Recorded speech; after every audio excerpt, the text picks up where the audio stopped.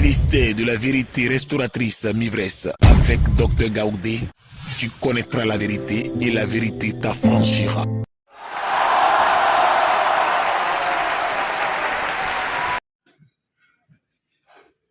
Père, ce matin, nous élévons ton nom, nous te disons merci. Soif de ta connaissance, Seigneur, nous venons à toi ce matin. Le monde ne peut pas nous enseigner, c'est toi qui nous enseignes et qui nous instruis. Enseigne-nous la vérité qui va nous affranchir. Montre ta gloire, Papa. Seigneur Jésus, tu es la parole. Nous avons besoin de ta parole. Agis au nom de Jésus. Amen. La parole de la commission d'aujourd'hui, venant de notre Seigneur Jésus-Christ, est tirée du livre des Juges. Prenons le livre des Juges, Juges chapitre 2. Juges chapitre 2,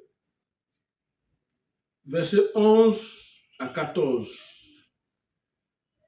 Juges chapitre 2, verset 11 Juges à chapitre 14. 2, verset 11 à 14. Que dit la parole de Je Dieu? lis la parole. Amen. Les enfants d'Israël firent alors ce que déplaît à l'Éternel et ils servirent les Baals. Ils abandonnèrent l'Éternel, le Dieu de leurs pères, qui les a fait sortir du pays d'Égypte, et ils allèrent après d'autres dieux, donc les dieux des peuples qui les entouraient, qui se prosternaient devant eux, et ils irritèrent l'Éternel. Oui.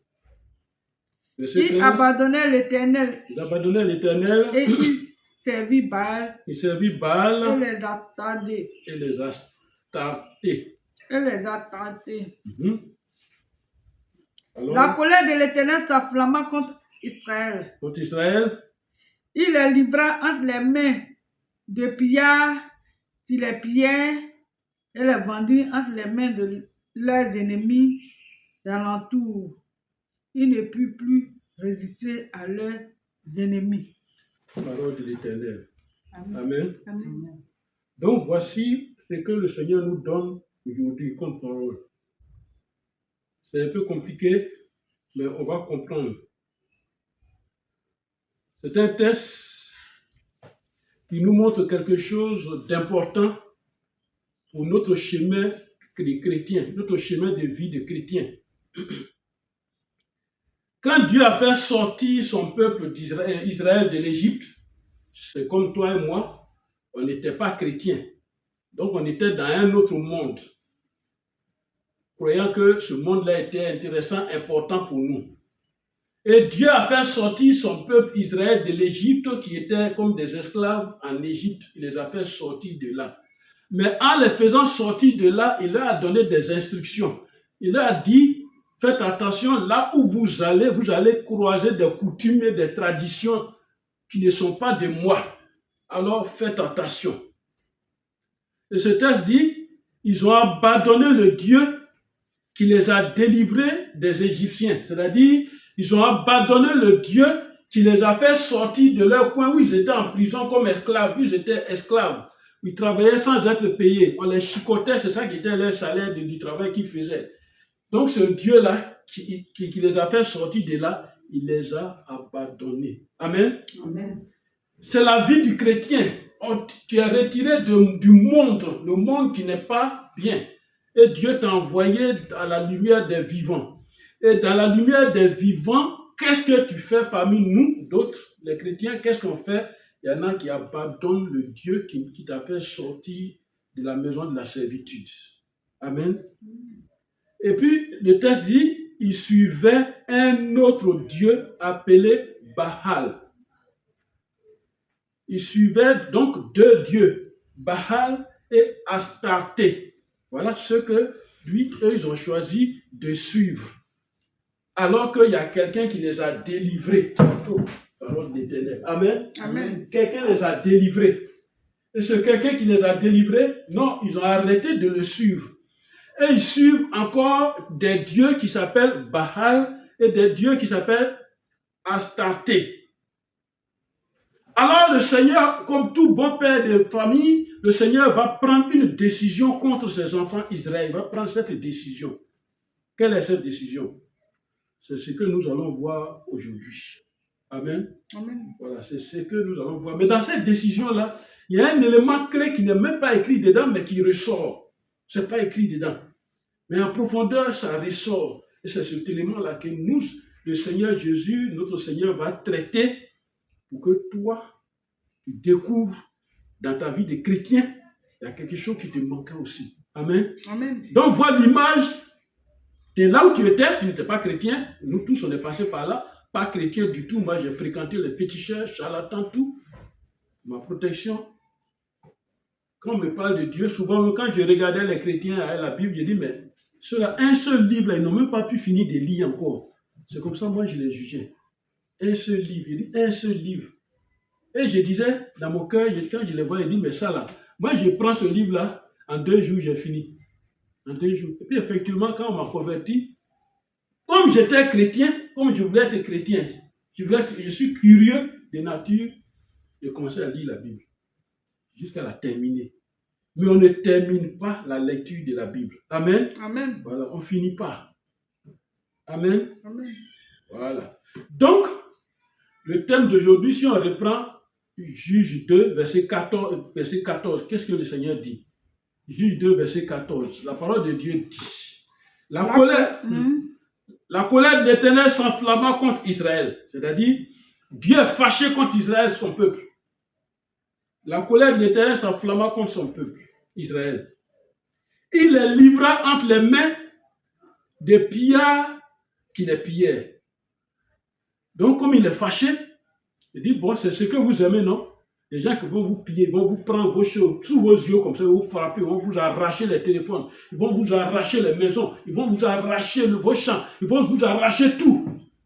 Ils vont vous arracher vos femmes, vos maris, ils vont vous arracher, ça va vous faire mal. Moi, je vais mettre ça dans vos vies maintenant.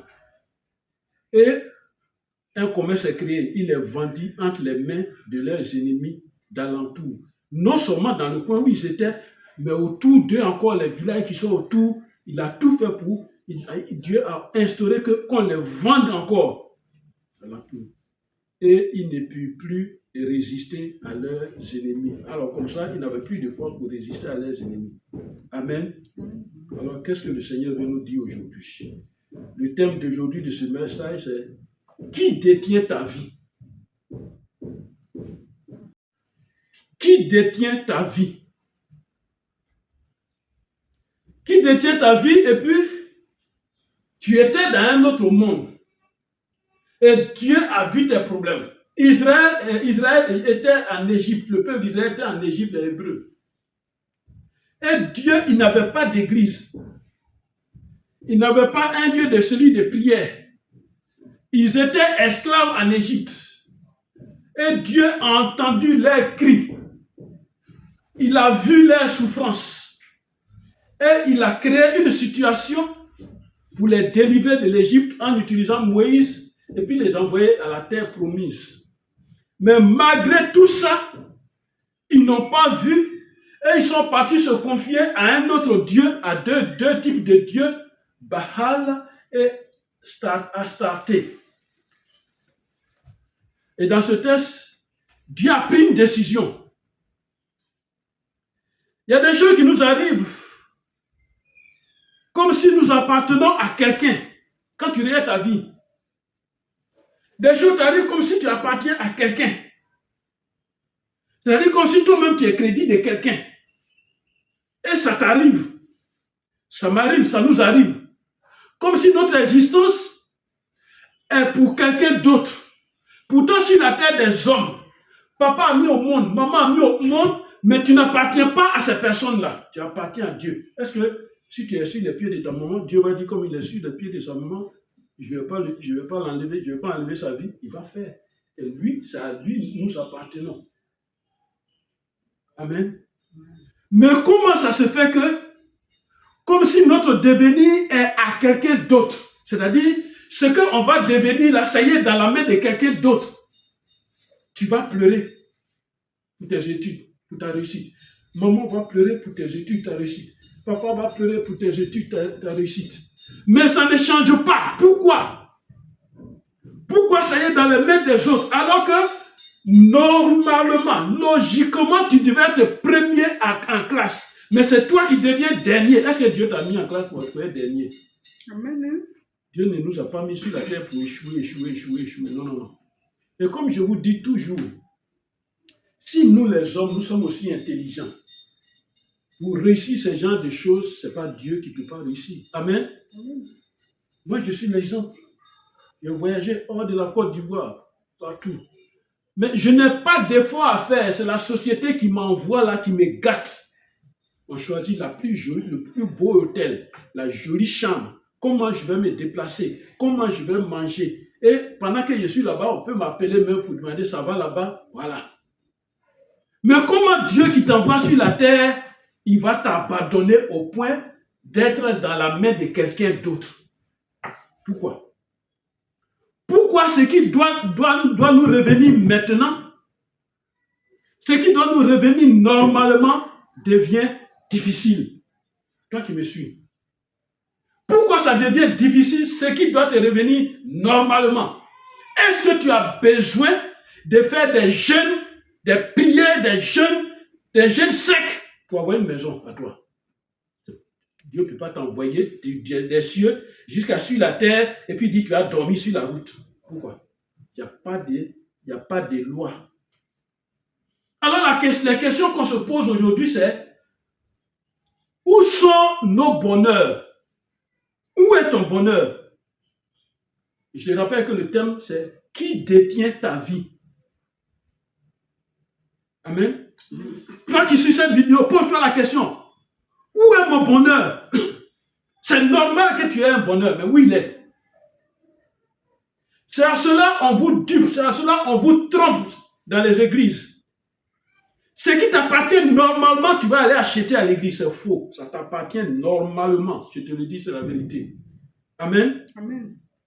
La réussite t'appartient, mais où ça y est? Tu as droit à une renommée, c'est-à-dire on doit parler de toi, mais ton nom là, ça se limite seulement dans ton quartier. Pourquoi? Pourquoi c'est dans ton quartier, même dans ton village, on ne connaît même pas ton nom? Pourquoi tu ne domines pas? Où sont tes dominations? Pourquoi tu ne domines pas dans les domaines dans lesquels tu es? Tu n'excelles pas, tu ne grandis pas dedans. Pourquoi? Amen. Amen. Vous savez, le pouvoir que nous avons, on nous aura pas donné aussi. Ça nous a, que ce que Dieu nous a donné comme pouvoir là, c'est parti. Mais où c'est parti? Amen. Amen. Amen. On est là, on croit que notre âme est avec nous.